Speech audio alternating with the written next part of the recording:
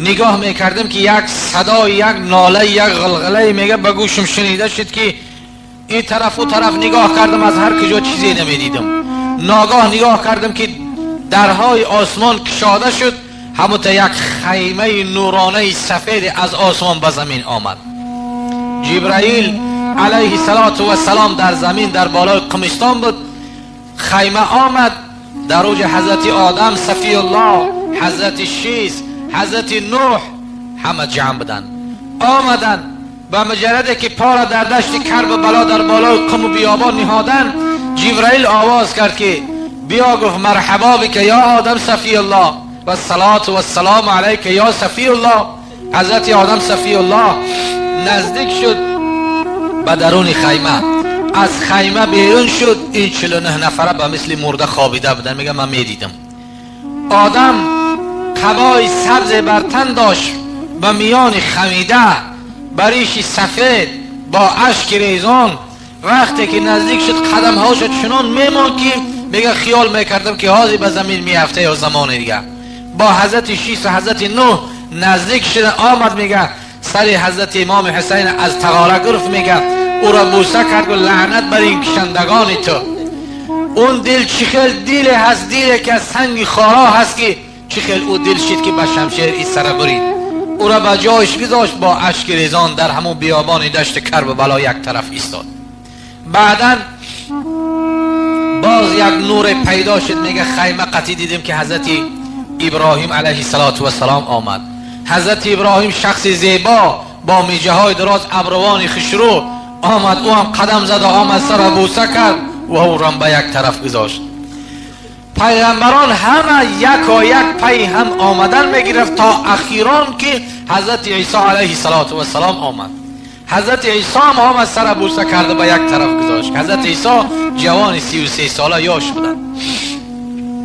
بعدن میگه همه عدد پیغمبرها را کسی گفته نمیتواند که اگر چنده که کتاب های اغلق 24,000 میگن، اما این تحقیق نیست، اما این حقیقت. همه پیغمبرها صف زده در همون بیابان دشت کربلا ایستاده بودن که ناگاه میگه نگاه کردم که آسمان از مشرق تا به مغرب همین تدرش کشاده شد، نور زیاده که رسول اکرم صلی الله علیه و سلم میگه اگر چنده که در حال حیاتم دیدگی نبودم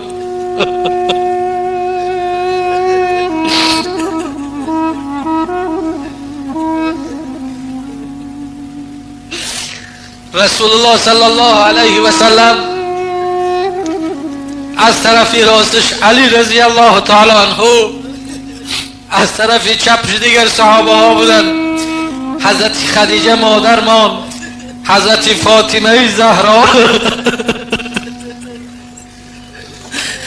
از قفای رسول اکرم صلی الله علیه و سلم آمدن.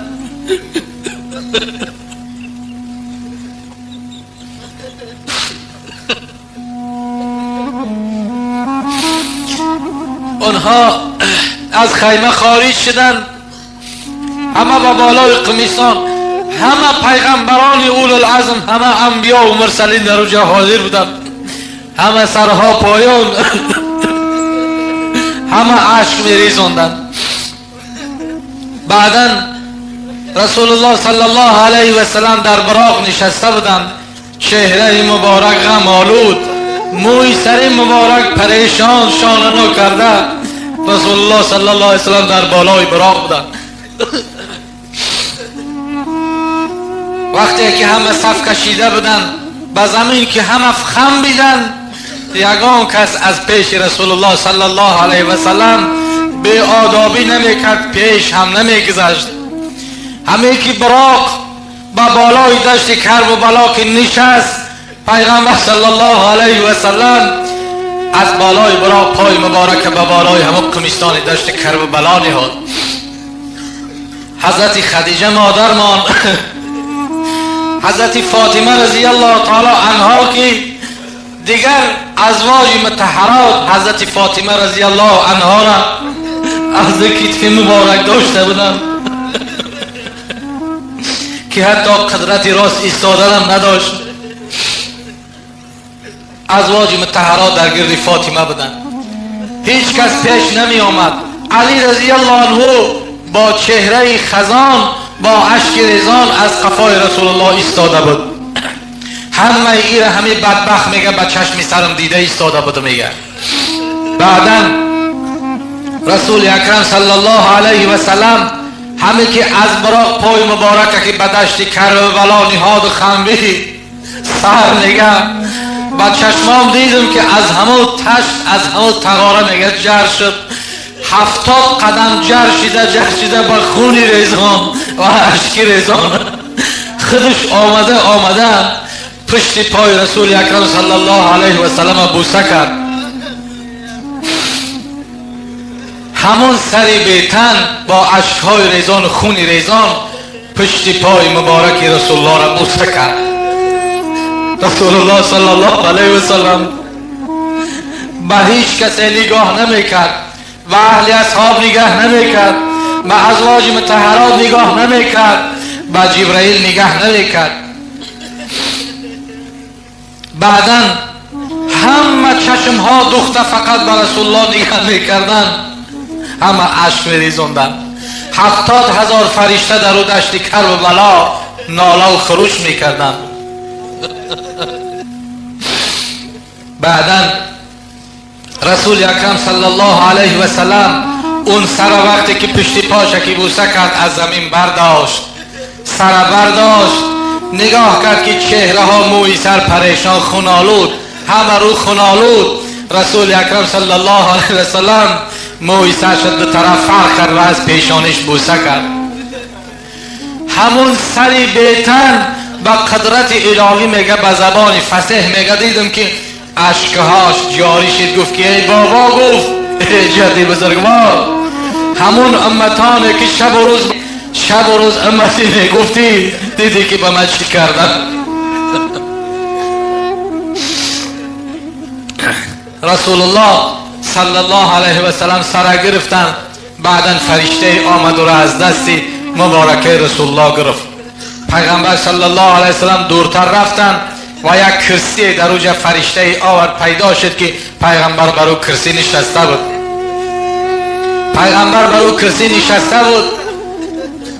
جبرائیل علیه السلام آمد گفت که یا رسول الله، اگر اجازه شما باشد، گفت به مثل قوم لوط واری همین قوم از زمین قطی بریده برداشته به بالا برم سرکلپا با قرید. گفت نه. رسول الله گفت نه، این واقعی هست که در حالت خردسالی اونها جبرائیل به من خبر دادگی بود. ای جبرائیل، گفت نه، اینها را به مثل قوم لوط نکن تا که در حق امتم دعای بدی نکردم. بعدا جبرائیل علیه السلام ساکت شد. هر یکی می آمدن. حضرت فاطمه زهرا بعدا نزدیک شد و اون سرگر رو بوسه می کرد و چهره مبارکه امام حسین نگاه می کرد و به یک پارچه لطه بود که همون روحای خونالودی را پاک می کرد. ازواج مطهرات حاضر بودن. خدیجه کبرا حاضر بود که هیچ کس در اون ساعت به یکدیگر نگاه نمی کرد، حال یکدیگر را نمی پرسید و غیر از اشک ریزوندن. بعدا میگه فرشته ها که اجازت پرسیدن، پیغمبر اجازت نداد، اما یک گروه فرشته حاضر شدن پنهان از رسول اکرم صلی الله علیه وسلم آمدن. گرزه های آتشین داشتن. همه 49 نفره که 50 نفره که ما بوده میگه خواب بودن مست. هر کدام شکی یک گرز به بالاش که میزد میگه یک مش خاکی سر میسوخت. یک تا زده آمدن. میگه نوبت وقتی که به من شد میگه مرا نگاه کردن که من اشک ریزوندیسم. الامان یا رسول الله، میگه گفتم که اول فرشته ها میگه مرا از هر کتفام برداشتن، کشاله کرده و نزد رسول اکرم صلی الله علیه وسلم آوردن. رسول اکرم صلی الله علیه وسلم گفت که تو کی هستی؟ تو برای چی به قوم هستی؟ گفت که یا رسول الله، من محب تو هستم، من دوستدار تو هستم، من محب اهل بیت تو هستم. که رسول اکرم صلی الله علیه وسلم بارها در حدیث گفتگی بود که الحسین منی و انا منه، حسین از من است و من از حسین هستم.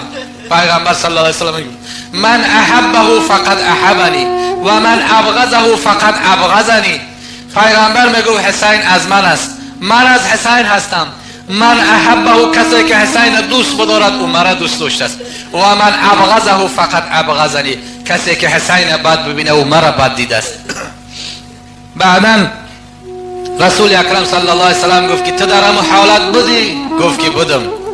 تو در همون حالت بودی که تیرباران کردن فرزند مرا؟ گفت که بودم. تو در همون حالت بود که سری مبارکه را جدا کردن؟ گفت که بودم. گفت برای چی مدد نکردی؟ 70 نفری از یاران حضرت امام حسین شربت شهادت چشیدن، اما تو چی؟ به خاطر دنیای 5 روزه، به خاطر که تو وظیفه‌دار هستی، به خاطر پول حرام و منصب، تو از بحر همین فرزندی مگذشتی؟ بعدا رسول اکرم صلی الله علیه وسلم نگاه میکرد، یک تشت در پیش پیغمبر بود که پر از خون سرخ بود. گفت که نمی خون فرزند من است. گفت هر یک قطره او را فرشته ها جمع کرده آوردن. گفت بعدا او را گفت که از نزد من دور بشو. گفت از نزد من، گفت دور بشو که من تو را دیگر نبینم. از نزد پیغمبر صلی الله علیه وسلم میگه دور شدم. وقتی که دور شدم میگه سحر که خیستن 49 نفر که خاکستر دیدن، در اوجا عهد بستن که در یگان جایی را قایل نشین نگین، در یگان جا در بین مردم نگین که تا که مردم رو به اسلام نیارد. گفته از اما وقتش کافر منافق کار شمی بود. بعدا سر گرفتن سراسیمه با طرفی عبیدالله ابن زیاد به طرفی یزید روان شدن.